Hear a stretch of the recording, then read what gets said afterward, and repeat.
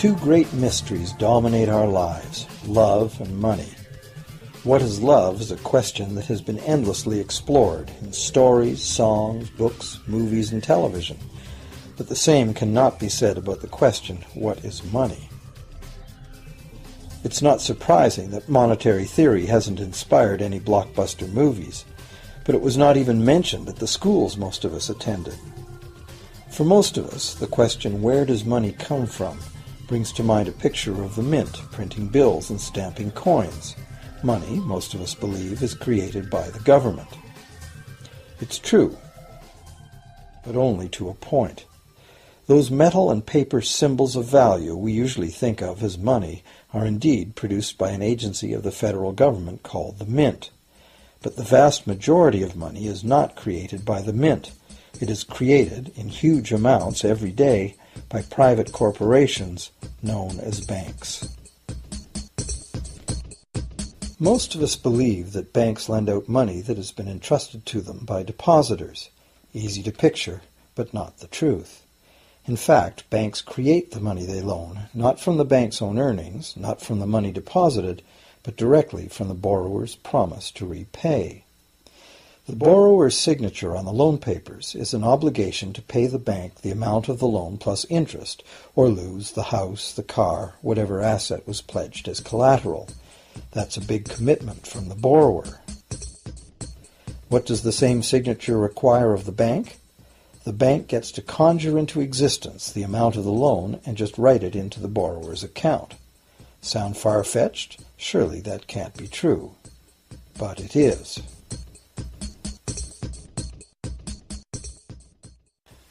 To demonstrate how this miracle of modern banking came about, consider this simple story, the Goldsmith's tale.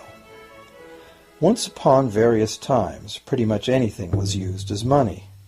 It just had to be portable, and enough people had to have faith that it could later be exchanged for things of real value, like food, clothing, and shelter. Shells, cocoa beans, pretty stones, even feathers have been used as money.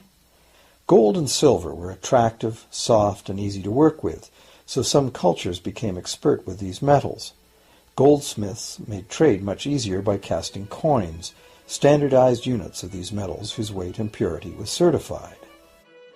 Well, to protect his gold, the goldsmith needed a vault, and soon his fellow townsmen were knocking on his door, wanting to rent space to safeguard their own coins and valuables. Before long, the goldsmith was renting every shelf in the vault and earning a small income from his vault rental business. Years went by, and the goldsmith made an astute observation. Depositors rarely came in to remove their actual physical gold, and they never all came in at once. That was because the claim checks the goldsmith had written as receipts for the gold were being traded in the marketplace as if they were the gold itself. This paper money was far more convenient than heavy coins, and amounts could simply be written instead of laboriously counted one by one for each transaction. Meanwhile, the goldsmith had another business. He lent out his gold, charging interest. Well, as convenient claim check money came into acceptance, borrowers began asking for their loans in the form of these claim checks instead of the actual metal. As industry expanded, more and more people asked the goldsmith for loans. This gave the goldsmith an even better idea. He knew that very few of his depositors ever removed their actual gold, so the goldsmith figured he could easily get away with lending out claim checks against his depositors' gold, in addition to his own. As long as the loans were repaid, his depositors would be none the wiser and no worse off, and the goldsmith, now more banker than artisan, would make a far greater profit than he could by lending only his own gold. For years, the goldsmith secretly enjoyed a good income from the interest earned on everybody else's deposits. Now a prominent lender, he grew steadily richer than his fellow townsmen, and he flaunted it. Suspicions grew that he was spending his depositors' money. His depositors got together and threatened withdrawal of their gold if the goldsmith didn't come clean about his newfound wealth. Contrary to what one might expect, this did not turn out to be a disaster for the goldsmith. Despite the duplicity inherent in his scheme, his idea did work. The depositors had not lost anything. Their gold was all safe in the goldsmith's vault. Well, rather than taking back their gold, the depositors demanded that the goldsmith, now their banker, cut them in by paying them a share of the interest. And that was the beginning of banking. The banker paid a low interest rate on deposits of other people's money that he then loaned out at a higher interest. The difference covered the bank's cost of operation and its profit. The logic of this system was simple, and it seemed like a reasonable way to satisfy the demand for credit. However, this is not the way banking works today. Our goldsmith banker was not content with the income remaining after sharing the interest earnings with his depositors, and the demand for credit was growing fast as Europeans spread out across the world. But his loans were limited by the amount of gold his depositors had in his vault. That's when he got an even bolder idea. Since no one but himself knew what was actually in his vaults, he could lend out claim checks on gold that wasn't even there. As long as all the claim check holders didn't come to the vault at the same time and demand real gold, how would anyone find out? This new scheme worked very well, and the banker became enormously wealthy on the interest paid on gold that did not exist. The idea that the banker would just create money out of nothing was too outrageous to believe, so for a long time the thought did not occur to people. But the power to just invent money went to the banker's head, as you can well imagine. In time, the magnitude of the banker's loans and his ostentatious wealth did trigger suspicions once again. Some borrowers started to demand real gold instead of paper representations. Rumors spread. Suddenly, several wealthy depositors showed up to remove their gold. The game was up. A sea of claim check holders flooded the street outside the closed doors of the bank. Alas, the banker did not have enough gold and silver to redeem all the paper he had put into their hands. This is called a run on the bank, and it is what every banker dreads. This phenomenon of a run on the bank ruined individual banks and, not surprisingly, damaged public confidence in all bankers. It would have been straightforward to outlaw the practice of creating money from nothing.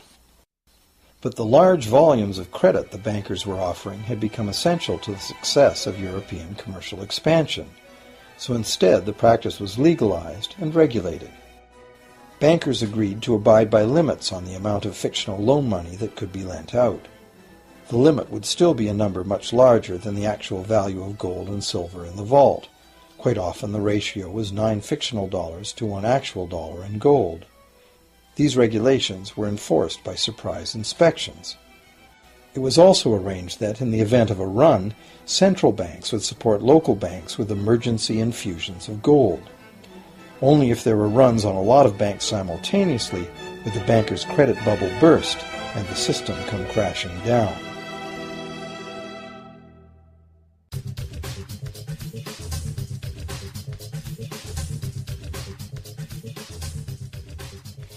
Over the years, the fractional reserve system and its integrated network of banks backed by a central bank has become the dominant money system of the world. At the same time, the fraction of gold backing the debt money has steadily shrunk to nothing. The basic nature of money has changed. In the past, a paper dollar was actually a receipt that could be redeemed for a fixed weight of gold or silver. In the present, a paper or digital dollar can only be redeemed for another paper or digital dollar.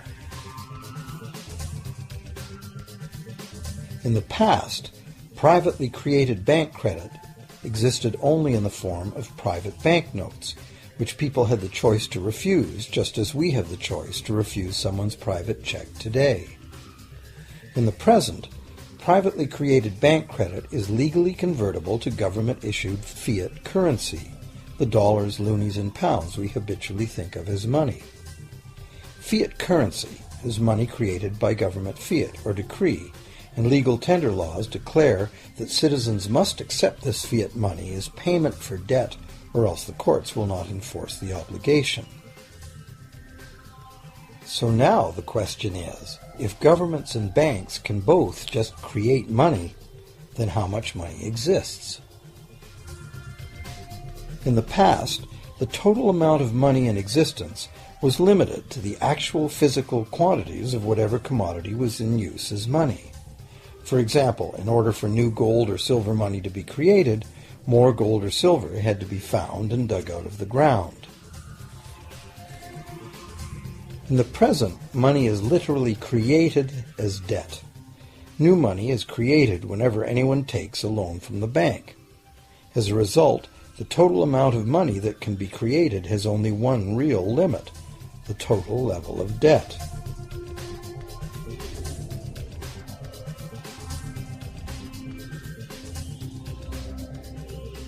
Governments place an additional statutory limit on the creation of new money by enforcing rules known as Fractional Reserve Requirements.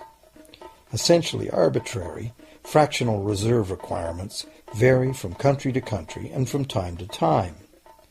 In the past, it was common to require banks to have at least $1 worth of real gold in the vault to back $10 worth of debt money created. Today, reserve requirement ratios no longer apply to the ratio of new money to gold on deposit, but merely to the ratio of new debt money to existing debt money on deposit in the bank. Today, a bank's reserves consist of two things: the amount of government-issued cash or equivalent that the bank has deposited with the central bank, plus the amount of already existing debt money the bank has on deposit. To illustrate this in a simple way, let's imagine that a new bank has just started up and has no depositors yet. However, the bank's investors have made a reserve deposit of $1,111.12 of existing cash money at the central bank. The required reserve ratio is 9-to-1. Step 1. The door is open and the new bank welcomes its first loan customer. He needs $10,000 to buy a car. At the 9-to-1 reserve ratio, the new bank's reserve at the central bank, also known as high-powered money, allows it to legally conjure into existence 9 times that amount, or $10,000, on the basis of the borrower's pledge of debt. This $10,000 is not taken from anywhere. It's brand new money simply typed into the borrower's account as bank credit. The borrower then writes a check on that bank credit to buy the used car. Step 2. The seller then deposits this newly created $10,000 at her bank. Unlike the high-powered government money deposited at the central bank, this newly created credit money cannot be multiplied by the reserve ratio. Instead, it's divided by the reserve ratio. At a ratio of 9-to-1, a new loan of $9,000 can be created on the basis of the $10,000 deposit. Step 3. If that $9,000 is then deposited by a third party at the same bank that created it or at a different one, it becomes the legal basis for a third issue of bank credit, this time for the amount of $8,100. Like one of those Russian dolls where each layer contains a slightly smaller doll inside, each new deposit contains the potential for a slightly smaller loan in an infinitely decreasing series. Now, if the loan money created is not deposited at the bank, the process stops. That's the unpredictable part of the money creation mechanism. But more likely, at every step, the new money will be deposited at a bank, and the reserve ratio process can repeat itself over and over until almost $100,000 of brand new money has been created within the banking system. All of this new money has been created entirely from debt, and the whole process has been legally authorized by the initial reserve deposit of just $1,111.12, which is still sitting untouched at the central bank. What's more, under this ingenious system, the books of each bank in the chain must show that the bank has 10% more on deposit than it has out on loan. This gives banks a very real incentive to seek deposits in order to be able to make loans, supporting the general but misleading impression that loans come out of deposits. Now, unless all the successive loans are deposited at the same bank, it cannot be said that any one bank got to multiply its initial high-powered money reserve almost 90 times by issuing bank credit out of nothing. However, the banking system is a closed loop. Bank credit created at one bank becomes a deposit in another, and vice versa. In a theoretical world of perfectly equal exchanges, the ultimate effect would be exactly the same as if the whole process took place within one bank. That is, the bank's initial central bank reserve of a little over $1,100 allows it to ultimately collect interest on up to $100,000 the bank never had.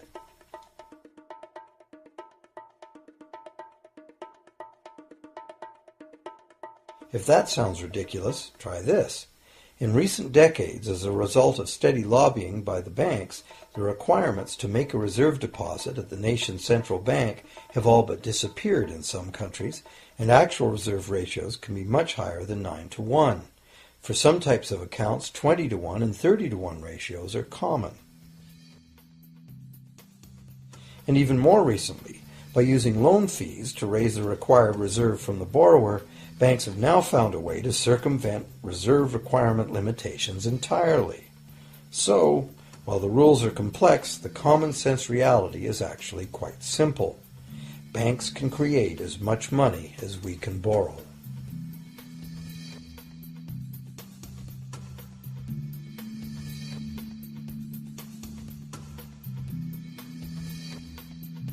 Despite the endlessly presented mint footage, government-created money typically accounts for less than 5% of the money in circulation. More than 95% of all money in existence today was created by someone signing a pledge of indebtedness to a bank. What's more, this bank credit money is being created and destroyed in huge amounts every day, as new loans are made and old ones repaid.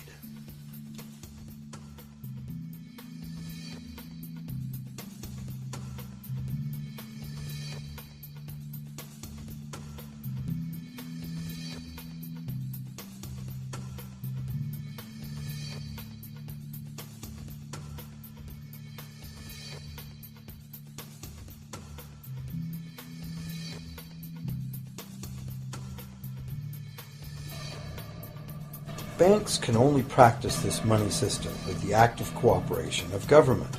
First, governments pass legal tender laws to make us use the national fiat currency. Secondly, governments allow private bank credit to be paid out in this government currency. Thirdly, government courts enforce debts. And lastly, governments pass regulations to protect the money system's functionality and credibility with the public, while doing nothing to inform the public about where money really comes from. The simple truth is that when we sign on the dotted line for a so-called loan or mortgage, our signed pledge of payment, backed by the assets we pledge to forfeit should we fail to pay, is the only thing of real value involved in the transaction. To anyone who believes we will honor our pledge, that loan agreement or mortgage is now a portable, exchangeable, and saleable piece of paper. It's an IOU. It represents value and is therefore a form of money. This money the borrower exchanges for the bank's so-called loan. Now, a loan in the real world means that the lender must have something to lend. If you need a hammer, my loaning you a promise to provide a hammer I don't have won't be of much help. But in the artificial world of money, a bank's promise to pay money it doesn't have is allowed to be passed off as money, and we accept it as such.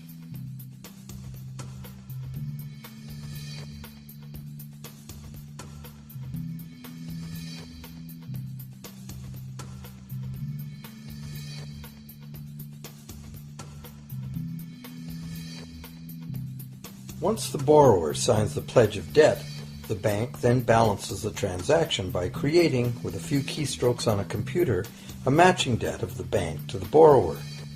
From the borrower's point of view, this becomes loan money in his or her account, and because the government allows this debt of the bank to the borrower to be converted to government fiat currency, everyone has to accept it as money. Again, the basic truth is very simple. Without the document the borrower signed, the banker would have nothing to lend.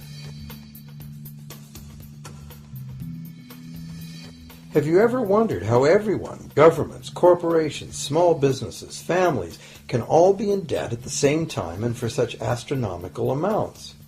Have you ever questioned how there can be that much money out there to lend? Now you know. There isn't. Banks do not lend money. They simply create it from debt. And as debt is potentially unlimited, so is the supply of money. And as it turns out, the opposite situation is also true.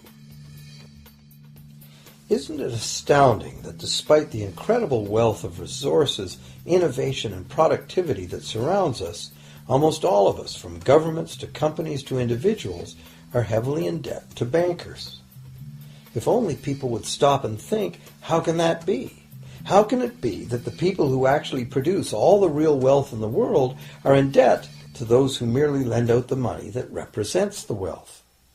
Even more amazing is that once we realize that money really is debt, we realize that if there was no debt, there'd be no money.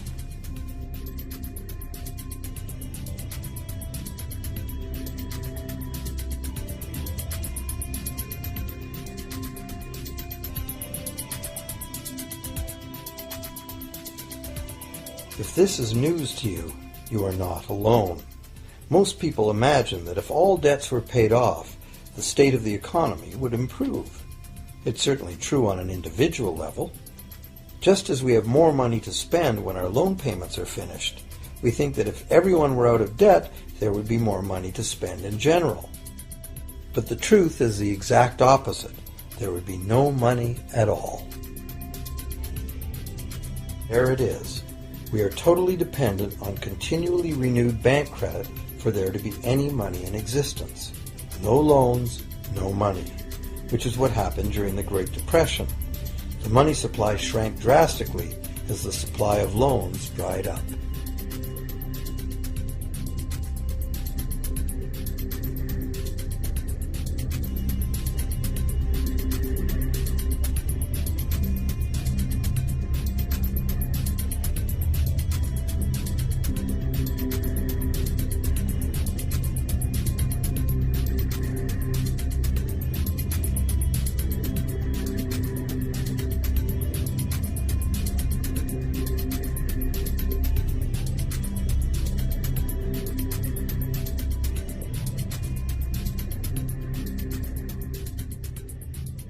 And that's not all.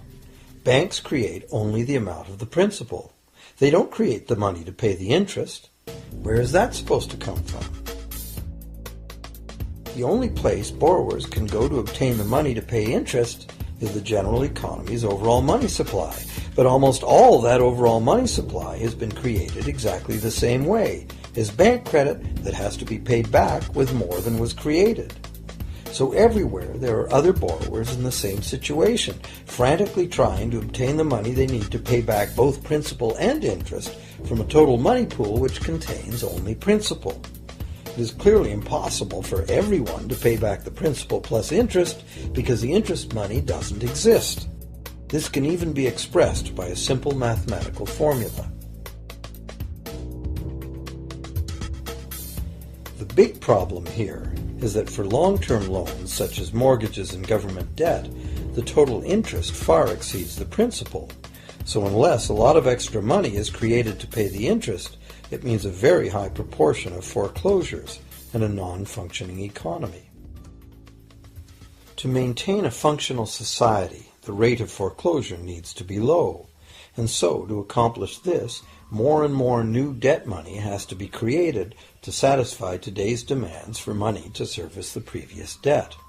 But of course, this just makes the total debt bigger, and that means more interest must ultimately be paid, resulting in an ever-escalating and inescapable spiral of mounting indebtedness.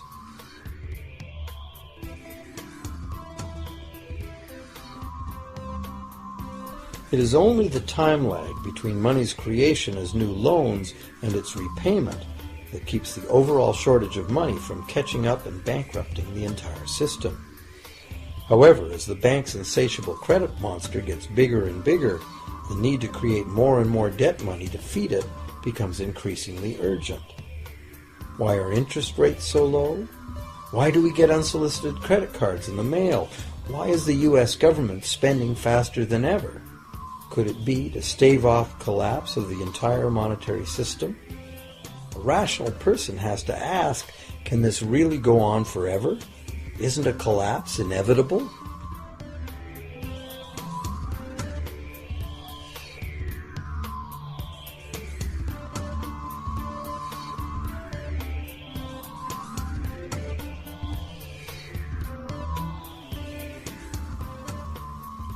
Money facilitates production and trade.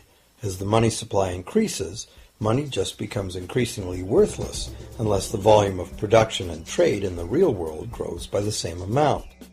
Add to this the realization that when we hear that the economy is growing at 3% per year, it sounds like a constant rate, but it's not. This year's 3% represents more real goods and services than last year's 3% because it's 3% of the new total. Instead of a straight line, as is naturally visualized from the words, it is really an exponential curve getting steeper and steeper. The problem, of course, is that perpetual growth of the real economy requires perpetually escalating use of real-world resources and energy. More and more stuff has to go from natural resource to garbage every year, forever, just to keep this system from collapsing.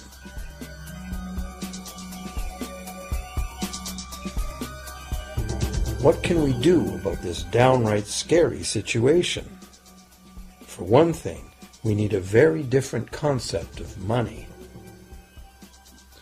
It's time more people asked themselves and their governments 4 simple questions. Around the world, governments borrow money at interest from private banks. Government debt is a major component of total debt, and servicing that debt takes a big chunk of our taxes. Now we know that banks simply create the money they lend, and that governments have given them permission to do this.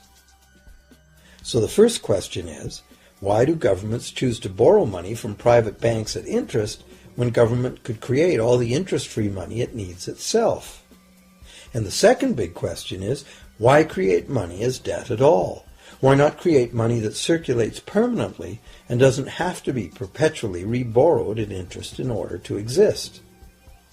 The third question, how can a money system that can only function with perpetually accelerating growth be used to build a sustainable economy? Isn't it logical that perpetually accelerating growth and sustainability are incompatible? And finally, what is it about our current system that makes it totally dependent on perpetual growth? What needs to be changed to allow the creation of a sustainable economy?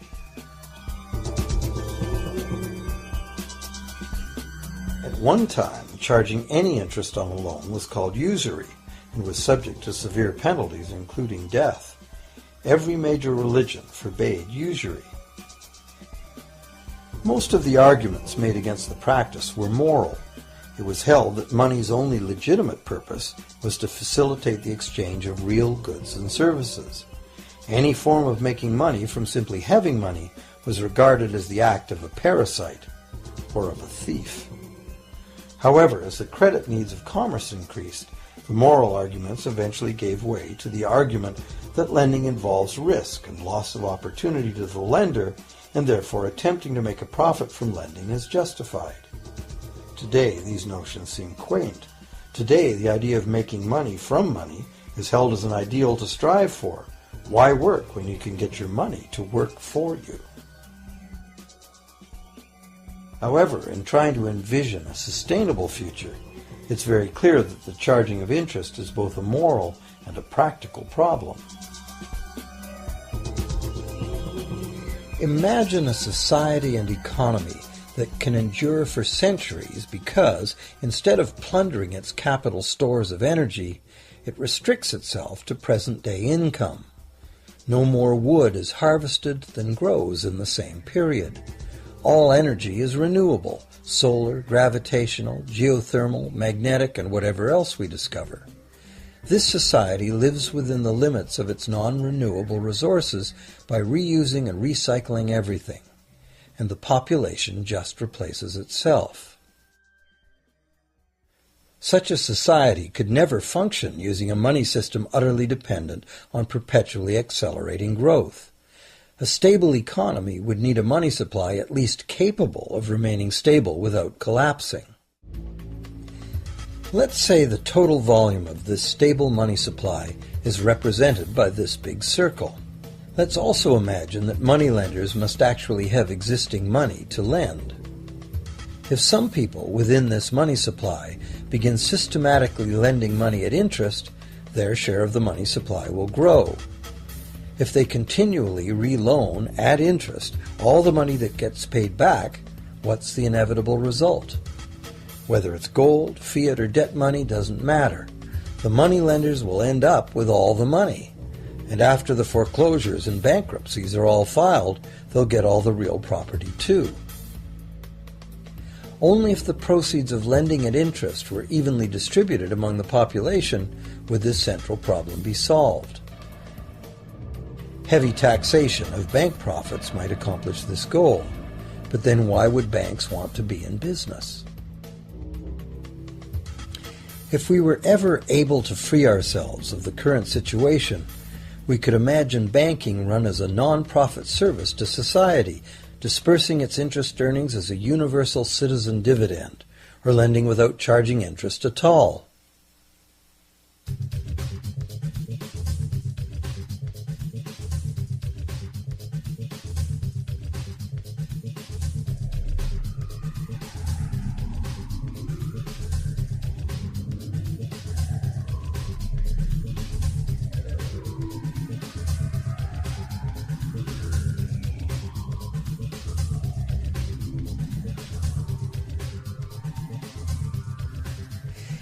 If it is the fundamental nature of the system that causes the problems, tinkering with the system cannot ever solve those problems. The system itself must be replaced. Many monetary critics call for a return to gold-based money, claiming that gold has a long history of reliability. They ignore the many scams that can be played with gold, shaving coins, debasing the metal, cornering the market, all of which were abundantly practiced in ancient Rome and contributed to its fall. Some advocate silver, it being more abundant than gold and therefore more difficult to corner. Many question the need to bring back precious metals at all. No one wants to go back to carrying heavy sacks of coins to go shopping. It's a certainty that paper, digital, plastic, or more likely biometric ID money would be the real medium of trade, with the same potential for creating unlimited debt money we have now. Beyond that, if gold again became the sole legal basis of money, those who have no gold would suddenly have no money. Other monetary reform advocates have concluded that greed and dishonesty are the main problems, and that there may be better ways to create an honest and equitable money system than returning to silver or gold. Inventive minds have proposed a variety of alternate ways to create money. Many private barter systems create money as debt, much as banks do, but it is done openly and without charging interest. An example is a barter system in which debt is expressed as pledges of hours of work, all work being valued equally at a dollar figure that then allows hours to be equated with the dollar price of goods. This kind of money system can be set up by anyone who can devise a way to do the accounting and find willing and trustworthy participants. Setting up a local barter money system, even if it were little used now, would be prudent emergency planning for any community.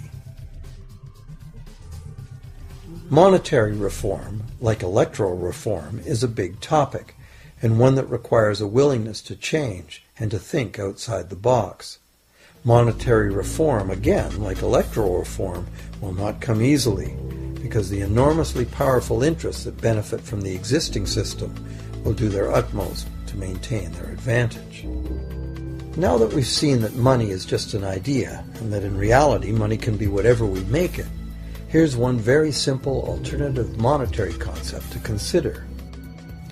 This model is based on systems that have worked in the past, in England and America, systems that were undermined and destroyed by the Goldsmith bankers and their fractional reserve system.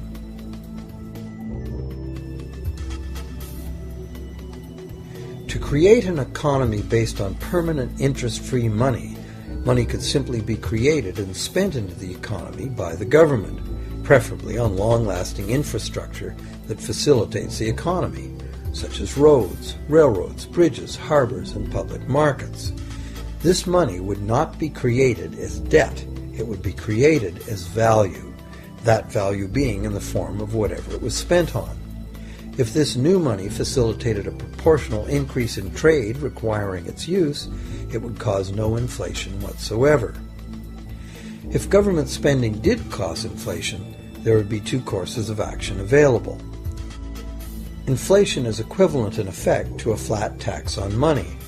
Whether the money goes down in value 20% or the government takes 20% of our money away from us, the effect on our buying power is the same.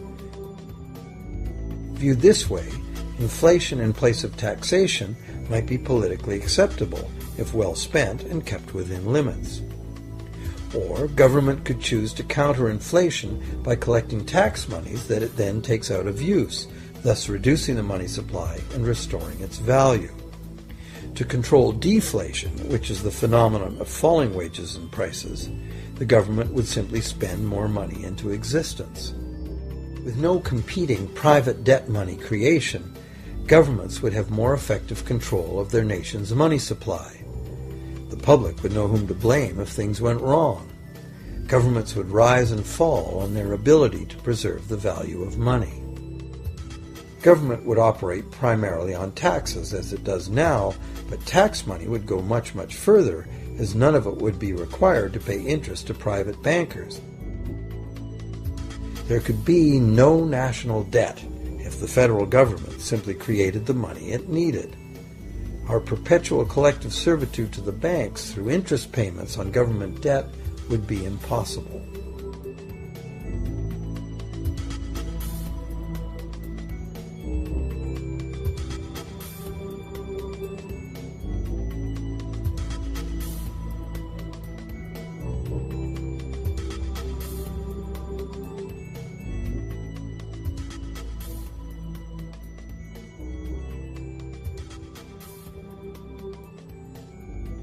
What we have been taught to believe is democracy and freedom has become in reality an ingenious and invisible form of economic dictatorship.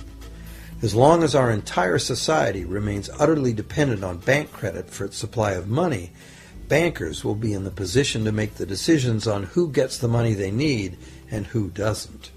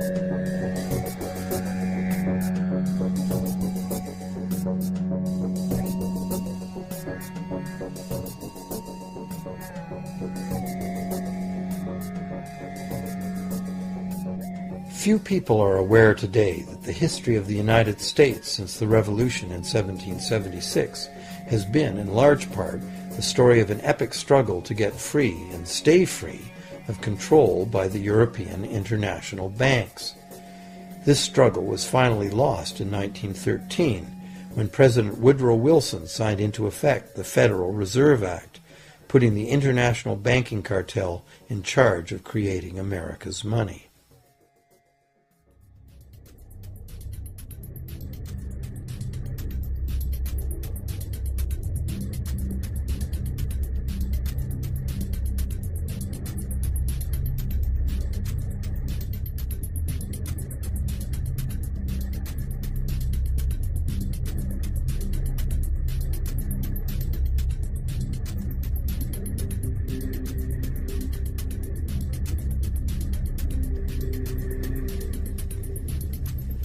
The power of this system is deeply ingrained.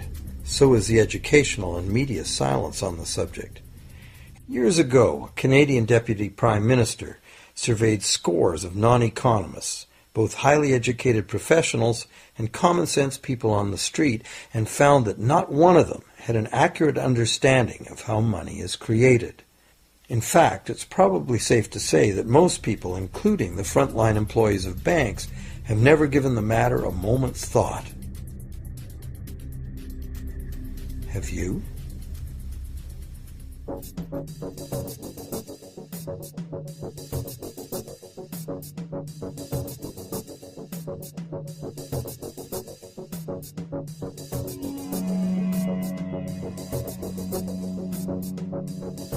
The modern money as debt system was born a little over 300 years ago, when the first Bank of England was set up with a royal charter for fractional lending of gold receipts at a modest ratio of 2 to 1.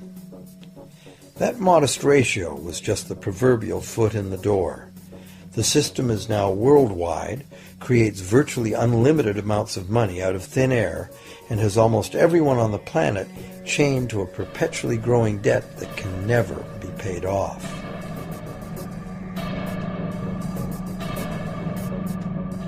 Could it have all happened by accident? Or is it a conspiracy?